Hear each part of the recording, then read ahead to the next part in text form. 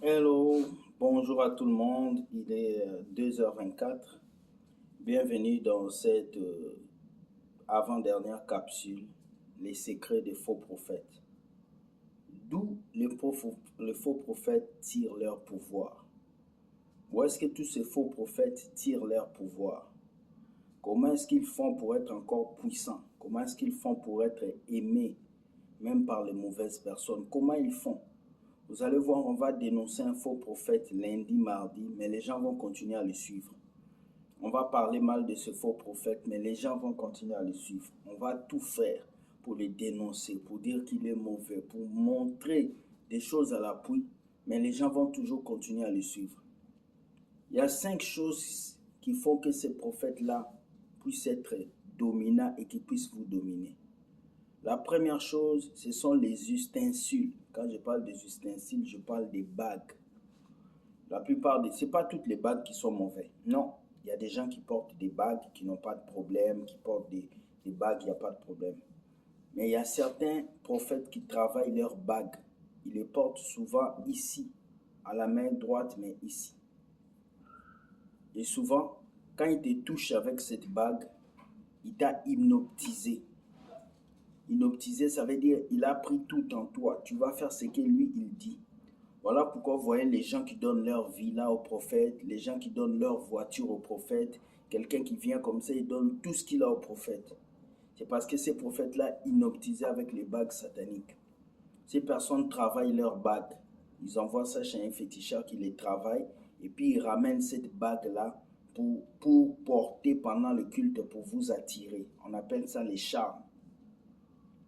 Deuxième chose, ce sont les talismans. Les talismans. Les talismans, ce sont des petits objets sataniques exotériques qu'on donne à ces prophètes-là pour qu'ils gardent ça sur lui. Ça peut être dans leur poche, ça peut être dans leur chaîne, ça peut être dans leurs doigts, ça peut être dans leurs chaussures, dans leur ceinture, ça peut être partout. Ce sont des talismans. Et qu'est-ce qu'il faut avec ces talismans? Ces talismans sont des choses qu'on appelle des chargeurs. Vous voyez ces téléphones? Quand il est chargé, il fonctionne. Quand il est déchargé, je dois le charger. Et les talismans, ce sont des objets qui sont chargés par les esprits. On charge les démons dedans et plus le prophète porte ça, plus il a l'onction. Troisième secret des prophètes pour qu'ils soient encore plus puissants, c'est le désordre sexuel ou la débauche sexuelle. Alors, on leur pousse à l'esprit d'égarement. C'est que vous devez savoir, plus quelqu'un veut monter dans la franc-maçonnerie ou dans les loges, plus il va commencer à faire les choses bizarres avec les sexes. La plupart des prophètes couchent avec des femmes, couchent avec des hommes, couchent avec des frères, couchent avec leurs cousins, leurs cousines. Ils font des choses ignobles pour avoir le pouvoir. Alors évitez ces gens-là parce que la plupart, j'ai mon ami prophète qui m'avait aussi appelé pour me dire, il y a des prophètes qui font des orgies avant de venir vous prêcher. Ils font des orgies. Orgie, c'est quoi? Orgie, c'est avoir le sexe avec plusieurs femmes ou plusieurs hommes. Ils le font et puis ils viennent, ils vous prêchent. Je ne veux pas dire le nom ici, mais je vais vous dire leur secret. Quatrième secret qui maintient ces prophètes au pouvoir, c'est vous. Oui, vous. Plus vous continuez à partager leurs vidéos, ils vont en pouvoir. Vous continuez à aller dans leurs églises, ils montent en pouvoir. Vous continuez à les appeler daddy, daddy, ils montent en pouvoir. Vous continuez à suivre leurs pages sociaux, leurs vidéos, leurs prophéties fausses, ils continuent à monter au pouvoir. C'est vous qui donnez le pouvoir à ces prophètes. Si aujourd'hui les faux prophètes se sont multipliés, c'est à cause de vous.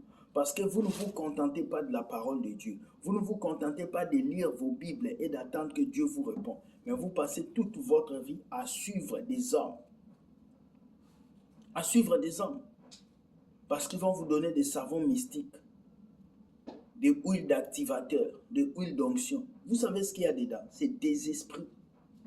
Les huiles d'onction, les savons prophétiques sont chargés par des esprits. Ce n'est pas Dieu qui est dedans, c'est des esprits, des démons qu'on met dedans.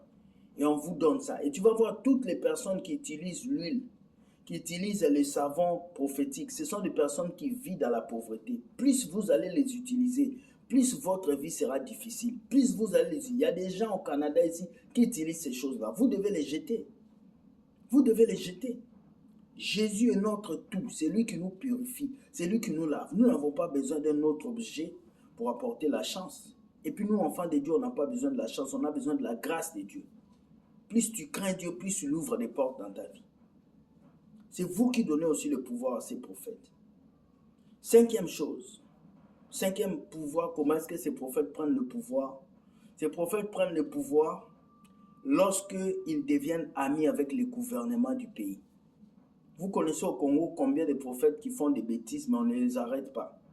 Ils ne vont jamais en prison. Parce que ces prophètes-là se sont fait amis avec les chefs de ces pays. Ils sont dans les mêmes loges franc-maçonniques, ils sont dans les mêmes choses, ils mangent ensemble dans le ténèbre, ils font les mêmes choses ensemble. Donc c'est normal qu'on ne l'arrête pas, parce qu'ils sont dans les mêmes loges dans le satanisme. C'est très important. Sortez du milieu d'eux. Sortez du milieu d'eux. La Bible nous dit, il s'élèvera des faux prophètes. Hein? Des faux prophètes. Nous allons lire quelques versets. Jean 14, verset 14 nous dit quelque chose. Jean 14, verset 14 nous dit quelque chose. Nous allons lire ça. Non, je ne vais pas prendre Jean 14. Je vais prendre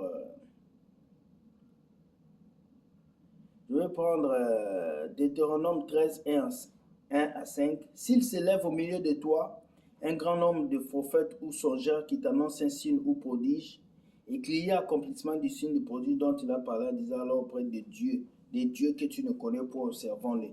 Tu n'écouteras pas les paroles de ces prophètes ou de ces songeurs. La Bible vous dit, si un prophète vient annoncer un autre Dieu, ne le suis pas, ne l'écoute pas. C'est important. C'est important. Les faux prophètes aujourd'hui sont nombreux. Ils se sont dilapidés dans la francophonie. Ils se sont dilapidés partout. Et ils veulent faire de l'argent derrière Jésus. Matthieu 24, 24 nous dit, car il s'élèvera de faux Christ et de faux prophètes. Ils feront de grands prodiges et des miracles au point de séduire, s'il était possible, même les élus. Des faux prophètes, la Bible nous a déjà annoncé des faux prophètes. Il a dit, vous allez les reconnaître à travers ce qu'ils vont faire. Alors sortez du milieu d'eux. Toi qui es ici, tu es dans une église où le prophète t'a lavé, sors. Tu es dans une église où le prophète t'a donné un savon prophétique, sors. Tu es dans une église où le prophète t'a donné l'huile, commence à sortir. Quitte cette église, fuis. Parce que si Jésus revient, tu vas aller en enfer. Tu seras brûlé, tu vas pleurer. Ce soir, quitte. Parce que plus tu vas continuer à utiliser l'huile qu'on te donne par le prophète, tu seras pauvre et lui, il va voler ta chance. Plus tu vas continuer à utiliser les savons prophétiques, tu seras pauvre, lui sera riche. Plus tu vas continuer à utiliser les parfums, ta vie va être dans la bassesse et lui va toujours avancer. Il prend votre chance lorsqu'il vous donne des objets.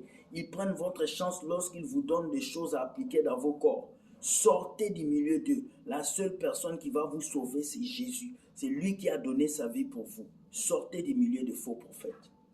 Comment être délivré des faux prophètes? Pour être délivré des faux prophètes, il faut quitter leur emprise. Parce que là, vous êtes sous l'emprise des faux prophètes. L'emprise, c'est comme un envoûtement. Tu ne peux pas t'en passer de l'huile d'onction. Tu ne peux pas t'en passer si tu n'achètes pas des savons d'échange. C'est que tu es sous l'emprise. Pour sortir de cette emprise, tu dois t'agenouiller, demander pardon à Dieu. Tu dois demander à Dieu de te délivrer, de t'enlever de ces choses-là. J'espère que cette vidéo vous a touché. Les secrets des faux prophètes.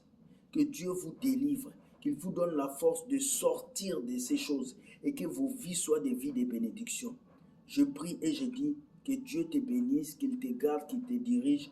Au nom de Jésus-Christ que je prie et je dis Amen. Merci beaucoup les amis. Bonne soirée à vous. Soyez bénis. Que Dieu vous garde. On se voit demain pour parler des secrets des faux pasteurs. Voilà. Demain, on va parler d'un autre sujet. J'ose croire que ça va vous toucher. Partagez ces vidéos sur le faux prophète et que cela puisse vous aider à avancer. Merci beaucoup. Que Dieu vous garde. Bye.